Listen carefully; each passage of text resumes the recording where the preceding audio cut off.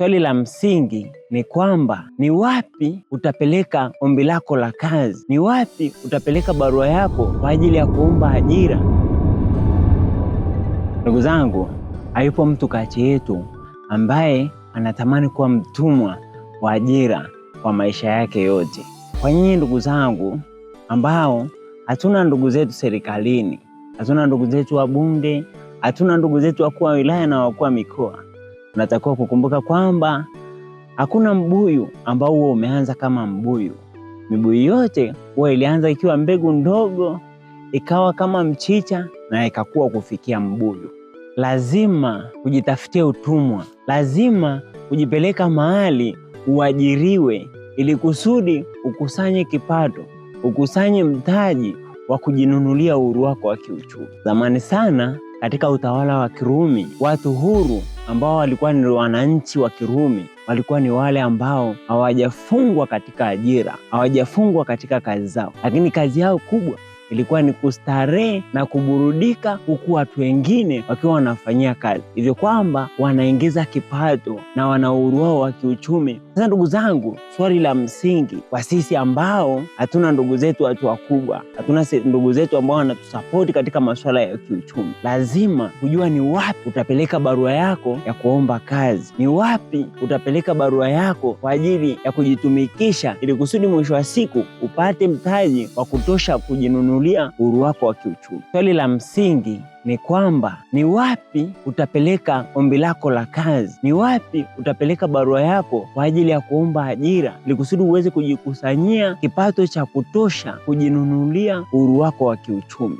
Tuanzeje? Ndugu zangu, tuanze hivi. Kati ya wengi, mimi ni mojawapo ya wale ambao hufikiria kwamba wale ambao makazini kwao hulipo pesa nyingi, huingiza kipato kikubwa, hata kwenye biashara zao, wale ambao hupata faida kubwa ndio ambao ni matajiri, ndio ambao wana uhuru wa kiuchumi. Kumbe la sivyo. Wale ambao wanawekeza sana, wale ambao kiasi kikubwa cha pesa ambayo wanaingiza wanaiweka pembeni na yenyewe inakuwa inawazalishia, au ndio wenye uhuru wa kiuchumi na hao ndio matajiri. Tuingie sasa katika kiini kwenye lile swali letu la msingi ambalo, je, ni wapi nitapeleka barua yangu ya maombi ya kazi ili kusudi niweze kujinunulia uhuru wangu wa kiuchumi? Ni sehemu ambayo inakuwekea mazingira mazuri kwa ajili ya kuwekeza na inakupa muda wa kufuatilia uwekezaji uliofanya. Sio sehemu ambayo unabanwa na kazi masaa 24 kwa siku 7. Hakuna likizo, hakuna weekend. Muda wote uko kazini. Hata kama wanakulipa milioni 1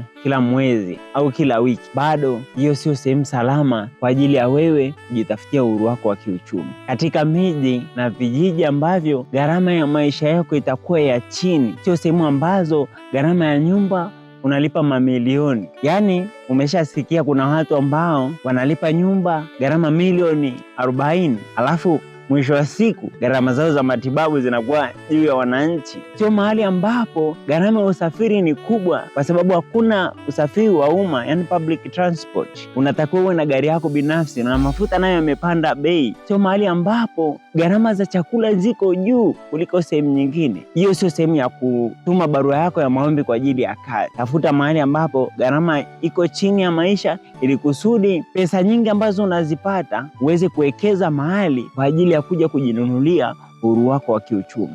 Ndugu yangu, omba ajira mahali ambapo afya yako ya mwili na akili itaendelea kuwa timamu ili kusudi lile lengo lako la kujinunulia uhuru wako wa kiuchumi liendelee kubaki. Kuna wenzetu walienda makazini, wakakutana na watu, wakasahau lile lengo lao la kujinunulia uhuru wa kiuchumi, wakaambatana na mikumbo. Ile pesa ambayo walikuwa wanaipata nyingi au kidogo, wakaingiza kwenye matumizi mengine, kujinunulia vitu vizuri, kuishi maisha expensive, maisha gharama kubwa, burudani za kutosha. Mwisho wa siku wamezeeka, wamejikuta hawana kitu, wameishia kwenye msongo wa mawazo ambao ukapelekea hatarisha afya zao za akili na afya zao za mwili, wanabakia kujuta. Mwishoni mwa makala hii, ndugu yangu, katika kuelekea kujinunulia uhuru wetu wa kiuchumi, tujinunulie vitu vya muhimu peke yake. Vya ziada tutanunua tukiwa na uhuru wa kiuchumi, tutanunua tukiwa na kipato kikubwa,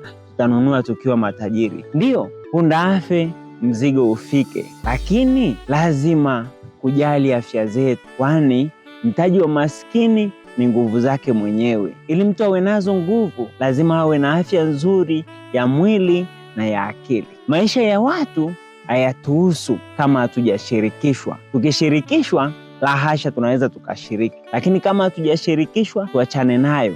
Au wanavaa nini, au wanakula nini, au staili yao ya maisha ikoje, hivyo havikuhusu. Tunatakiwa kujali tunaelekea wapi. Tunaelekea kwenye kununua uhuru wetu wa kiuchumi, kwa sababu hayupo mtu ambaye anajali mafanikio yetu. Hayupo hata mmoja ambaye anatamani wewe au mimi au fulani afanikiwe, ila ukifeli wote watakucheka. Hivyo ndugu yangu, katika safari hii ya kuelekea kwenye kujinunulia uhuru wetu wa kiuchumi, tuwe wapole, tuwe wenye furaha, na pia tusisahau kutabasamu. Asanteni sana na kwaherini. Tusisahau kusubscribe kwenye chaneli yetu ya Shao Digital ili kuendelea kuvipata vipindi mbalimbali na vizuri vyenye malengo ya kutuelimisha kama hivi.